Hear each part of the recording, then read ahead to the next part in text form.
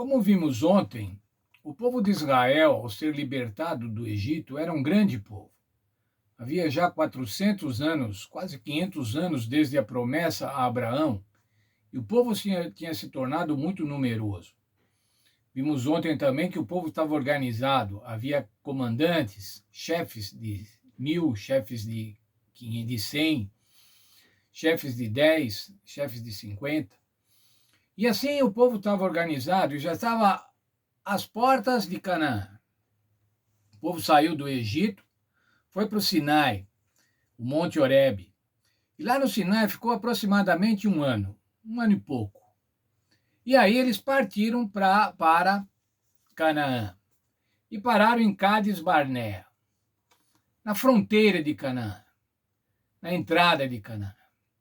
Nesse momento, irmãos, o povo manifestou desconfiança. Será que nós podemos ocupar essa terra? E nessa desconfiança, irmãos, eles cometeram dois grandes erros, dois lamentáveis erros. O primeiro erro, irmãos, foi mandar os espias. Se a gente olhar lá em Números 13, a gente viu que o povo tomou a decisão de mandar uns espias. Vamos mandar uns espiões para que eles olhem a terra e vejam se está tudo bem, se é tudo o que o Senhor mesmo falou, se essa terra é tão boa quanto a que foi prometida a Abraão, aos nossos pais, a Isaque, a Jacó. E eles mandaram os espias.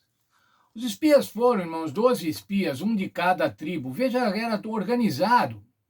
Não havia nenhuma tribo que não ia ficar representada nesse projeto de espionagem, nessa missão de espionagem. E eles foram e voltaram. Quando eles voltaram, irmãos, veja o que diz lá no livro de Números, no capítulo 13, no verso 27. Ela é verdadeiramente mana, leite e mel. Eles viram, irmãos, que a terra era exatamente como o Senhor tinha falado. Era uma terra muito boa, era uma terra fértil, era uma terra que tinha grandes frutos, bons frutos. Eles trouxeram amostras dos frutos. Entretanto, irmãos, além de ver que a terra era boa, que a terra era como a promessa de Deus, eles viram outras coisas. E certamente foi Satanás que mostrou para eles essas coisas. Olha, preste atenção. Se você olhar lá no livro de Números 13, leia depois. Diz assim, ó, o povo é muito forte. Eles são grandes, eles são como gigantes. As cidades também são fortificadas. E nós, diziam os espias, parecíamos gafanhotos diante deles. Veja, irmãos, o povo de Deus estava se sentindo um inseto diante de um povo ímpio, diante do povo onde eles deviam desocupar aquele povo para poder ocupar Canaã. Estavam com medo, muito medo. Nesse momento de medo, irmãos, veja o que falaram, vamos voltar para o Egito, vamos pôr um outro líder, esquece esse Moisés que nos trouxe até aqui, vamos arrumar um outro líder e voltar para o Egito. Caleb e Josué, irmãos, os dois únicos espias que entendiam que deviam realmente tomar a terra, deviam ocupar a terra, se opuseram a isso. Falaram que eles deviam ir, vamos, porque o Senhor vai nos ajudar, o Senhor vai estar conosco. E o que aconteceu, irmãos? O povo quis apedrejá-los, matá-los. Não podia ouvir alguém falar que Deus tomaria conta daquele assunto, que eles estavam com tanto medo. Veja lá, irmãos, Números 14, 16.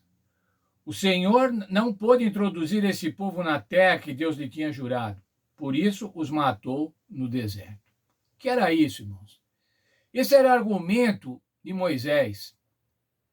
O Senhor falou assim, olha, eu não vou mais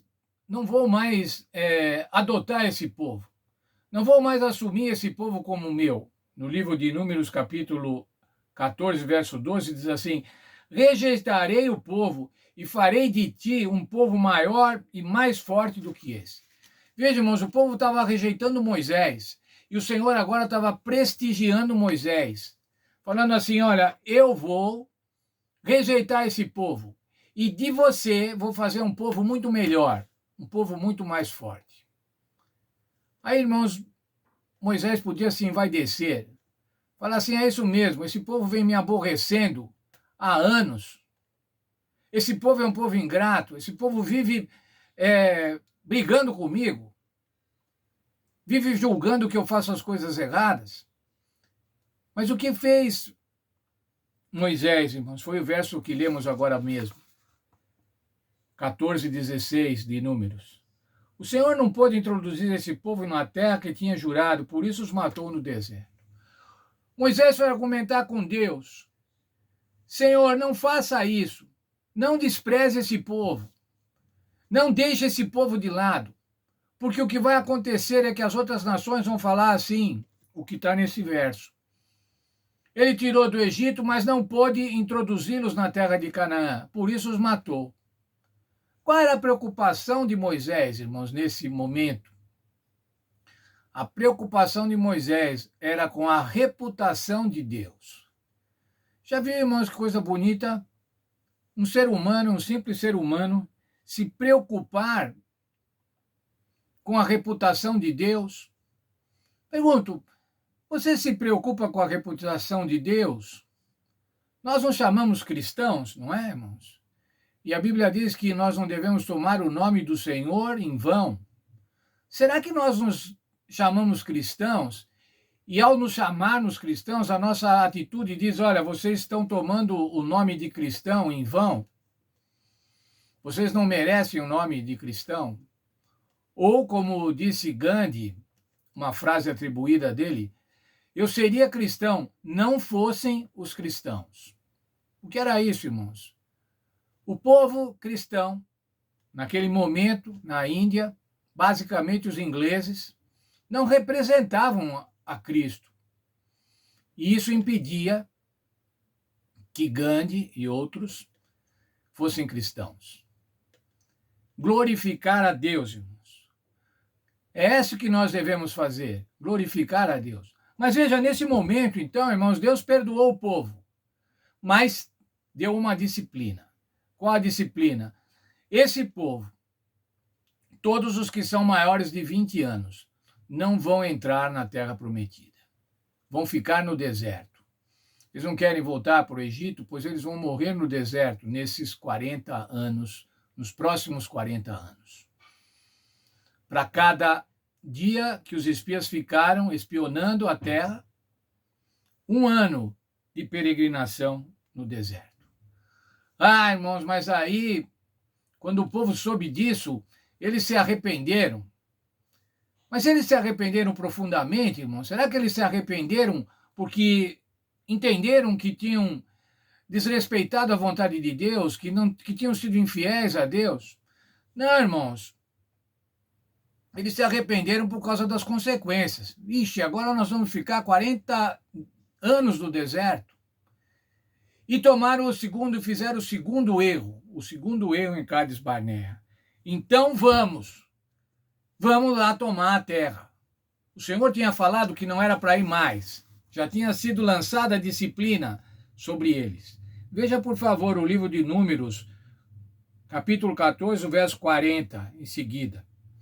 Levantando-se cedo de manhã, e subiram ao cume do monte, dizendo: pecamos, subiremos para o lugar que o Senhor prometeu. Veja, irmãos, o Senhor tinha falado que era para ir. Eles falaram não. O Senhor falou: então tá bom, não vai mais. Só daqui a 40 anos. E agora eles estão dizendo: nós subiremos. Veja o verso 41. Mas disse Moisés: por que desobedeceis ao mandado do Senhor? Isso não prosperará. Não subais, porque o Senhor não estará no meio de vós. Sereis derrotados diante dos vossos inimigos. O Senhor não estava mais com eles. O Senhor queria estar com eles antes e tomar a terra, mas agora o Senhor não estava mais e a ordem era: não vai tomar a terra agora. Isso vai ficar para daqui a 40 anos. O que aconteceu, irmãos, eles foram fragorosamente derrotados pelos amorreus, que eram os habitantes de Canaã. Mas eu quero pensar agora, irmãos, com os irmãos, o seguinte, um conceito. O conceito de glorificar a Deus. Como é que nós podemos glorificar a Deus? O povo de Israel podia glorificar a Deus. Era essa a missão. Vocês serão a minha propriedade peculiar, nação santa, sacerdócio real. Era para isso que o Senhor tinha chamado. E o Senhor nos chama também para essa missão, hoje, irmãos, para sermos nação santa, para glorificarmos a Deus, para vindicarmos o caráter de Deus. Essa era a missão do povo hebreu e essa é a missão da igreja hoje, irmãos. Essa é a missão de cada um de nós. O povo deve olhar para nós, cristãos, e falar assim: veja como aquele homem, como aquela mulher, como aquele moço, aquela moça são pessoas íntegras, são pessoas corretas. Eles são cristãos. Dessa maneira, irmãos, pelas nossas atitudes, pelo nosso comportamento, nós podemos glorificar a Deus. Essa é uma missão da igreja, enquanto corporação. A igreja corporativa deve glorificar a Deus, mas nós, cada um de nós, devemos glorificar a Deus. Veja o texto da lição, quero encerrar com este texto, na página 23. Deus deve ser glorificado em seu povo. A glória, a bondade, o amor e o poder divinos devem ser revelados pela sua igreja, pelo que ele faz por meio do seu povo. Nós devemos revelar o amor de Deus. Nós devemos revelar a bondade de Deus, a glória de Deus. Que o Senhor abençoe cada um de nós, para que a gente realmente possa ser representante. Há um texto na Bíblia que nós somos embaixadores. O que faz um embaixador? O embaixador representa o seu país. Nós devemos representar a Deus, glorificar a Deus pelas nossas atitudes. Não é pelo nosso discurso, mas é pelo nosso comportamento. E que esse comportamento não seja pautado pela vontade de Deus, e assim possamos testemunhar de Jesus, testemunhar do Senhor Deus, testemunhar do Espírito Santo, glorificando a Deus.